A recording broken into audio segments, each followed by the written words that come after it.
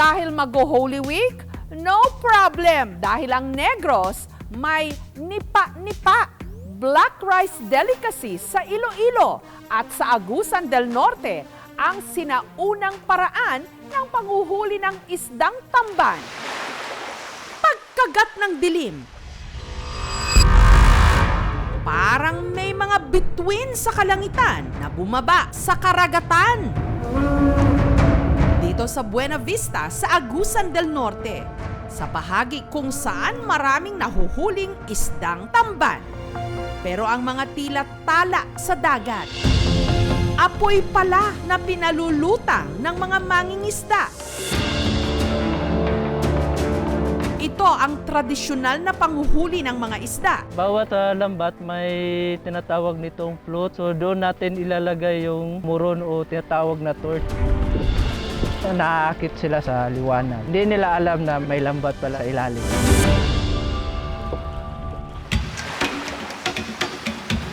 Ito pala yung tinatawag na muron o torch. Isa itong uri ng styrofoam, tinatali sa kawayan, lalagyan ng krudo at saka gasolina. Pasok natin dito, magsusupply ng kumbaga gas ng apoy. Isa-isa na nilang sinindihan ang mga muron. Inilatag ang lambat at saka pinalutang ang mga ito.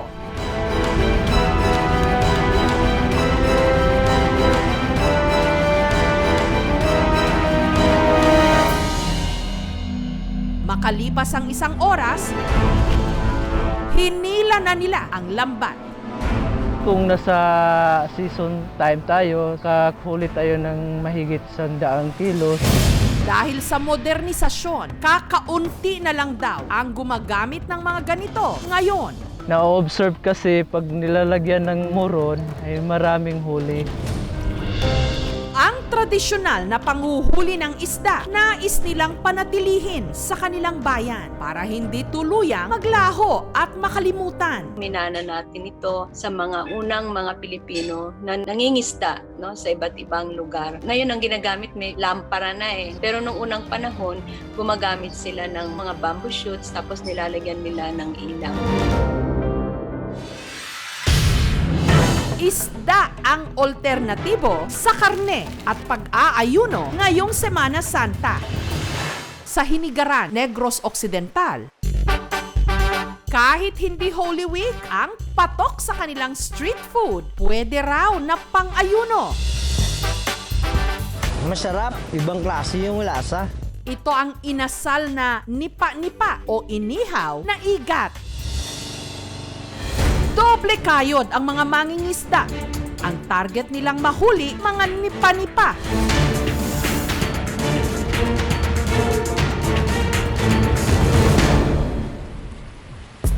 Pagdating ng pantalan, agad ang mga itong pinakyaw. Nakakilo na.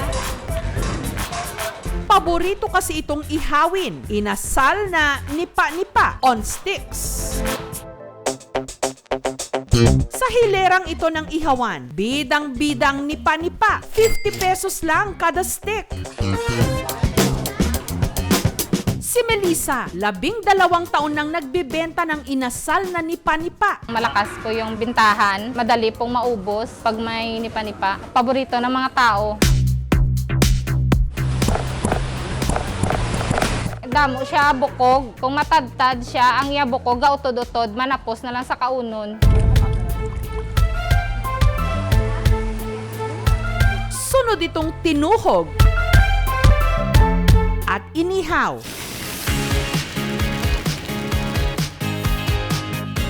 Namit ko dyan. Daw namit pa sa manok nga inasal. Ang nipa-nipa, pwede ring igata. Subhak ang nipa-nipa.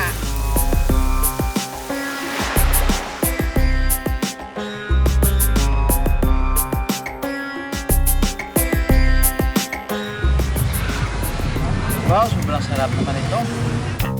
Dito naman sa Leganes, sa Iloilo, ang kanilang Valenciana at mga kakanin ngayong Holy Week, ginawang itim. Naisip daw ng mag-inang Maribeth at Gail na lagyan ng twist ang paboritong putahe sa kanilang bayan na Valenciana. Pero imbes na ordinaryong malagkit, black rice ang kanilang ginamit. Lulak kasi dati, specialty nila is Valenciana. Sipan ko na why not na gawin ko yun sa black glutinous rice. Masarap yata yung sa black kasi parang natural yun eh. Kaya yung rice parang manamis-namis.